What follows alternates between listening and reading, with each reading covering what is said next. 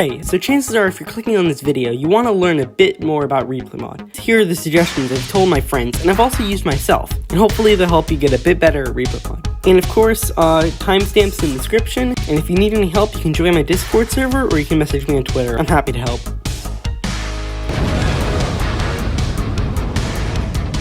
A lot of people forget that in-game settings are actually used when you're rendering in replay mod. So settings like FOV, shaders, and render distance, they all affect the render. So you want to nail these down as much as possible. Probably the most important of all of these is FOV. You can see that the screenshot looks a lot different as the FOV changes. Most of the time I use a lower FOV, same with people like Bitzel and ITMG, but you can do it differently. There are dozens of shaders you can choose from, and each has its own strengths and weaknesses. For example, I would use Sildurs maybe for environment, or BSL for Bed Wars games or something like that. On screen are a few examples of them, and as you can see, there's a lot of customization you can do. Like for BSL, you're able to change the color of the sky and other things, which are really cool. And of course, you can go without any shaders, which a lot of people do very well, like Bitzel. Pretty much you can't go wrong with which one you pick. It's just a matter of preference. Also, I should say, my channel is very small, and I do kind of random stuff like this. So maybe if you want to check out my other videos, some of them are on screen right now, or maybe subscribe or something, that would be greatly appreciated.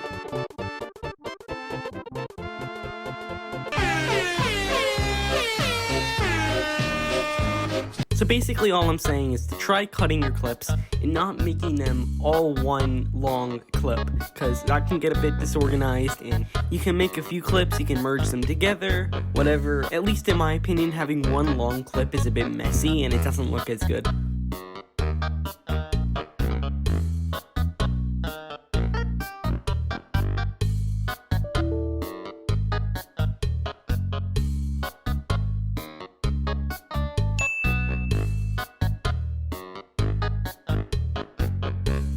Okay, another tip, include camera movement. It can be as simple as a zoom, it can be as simple as a pan, anything. There's a list of camera movement that you actually can use in real life camera work, I think, and it's on screen. They all really help the shot, they make it less boring, they make it more interesting, I don't know.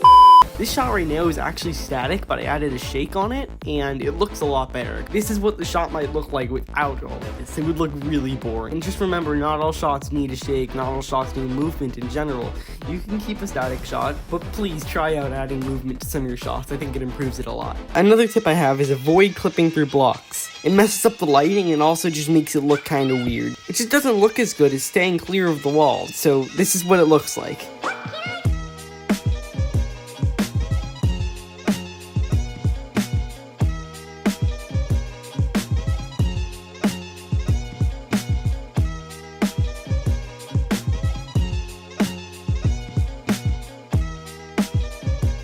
And you really only should clip through walls if it's really necessary for the shot. It's also the simple option just removing the wall and filming from the outside, but that doesn't always work.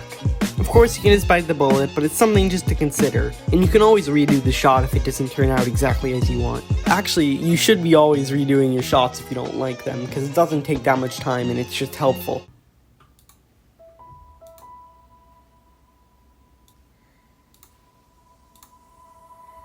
Alright, so I have a shot right here, and instead of just pressing render and hoping for the best, I'm going to show the settings that I use to make the render look as good as possible. So the render tab might look a bit confusing, but there's really only a few things that you have to change.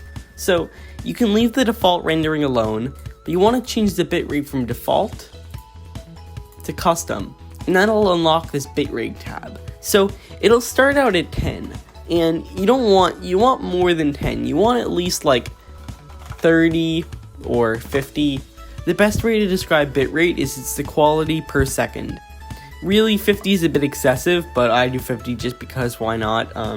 Next up is resolution. You can see I'm using 3840 by 2160, and that's actually 4K. Most people do not have a 4K monitor, same as me, I do not have a 4K monitor. I render in 4K so I can zoom in. The higher the resolution, the more you can zoom in without losing quality. So if you plan on zooming in at all, then you should use 4K.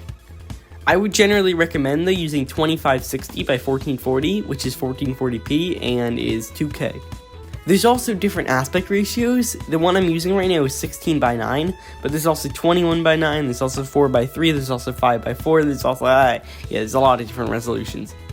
And you could basically multiply the aspect ratio by like 150, 100, whatever, around that to get like a good resolution that you should use. Something incredibly important that I forgot to say is bitrate changes based on resolution. I know you could search up like what bitrate does 4K 60 require.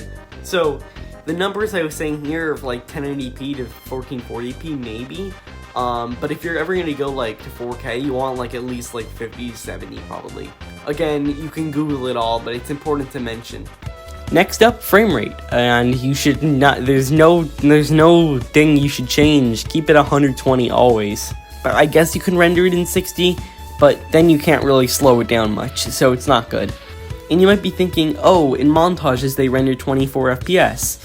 Generally, you render at 120 FPS in replay mode, then in your editing software, then you render down to 24 FPS.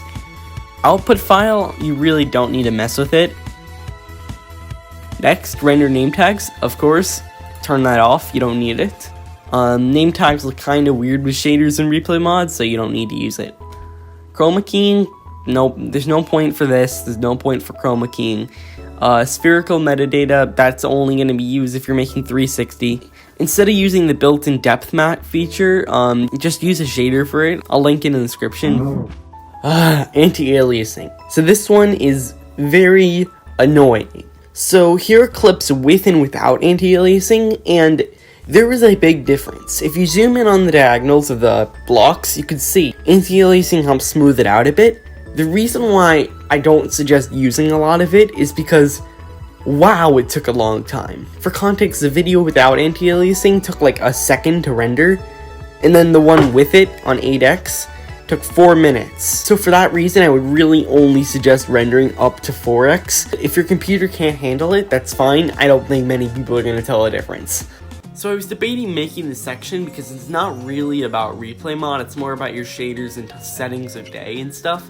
But one thing I see a lot is people not checking to see if their shaders are like bright enough, or maybe not checking if there's too much contrast. I know certain shaders don't do as good at different times of the day, so if possible, go through like a time changing mod or something and cycle through all the time and see when your shader looks best. Some shots you want the general aesthetic to be like night or something, but if you don't really care and you just want the shot to be like bright and nice, then maybe change around the time. And also, if you see too much contrast or something, or too little contrast, reset your shaders. And also, your shader might be outdated, so maybe install a new one from the site. Generally, they have very good default settings.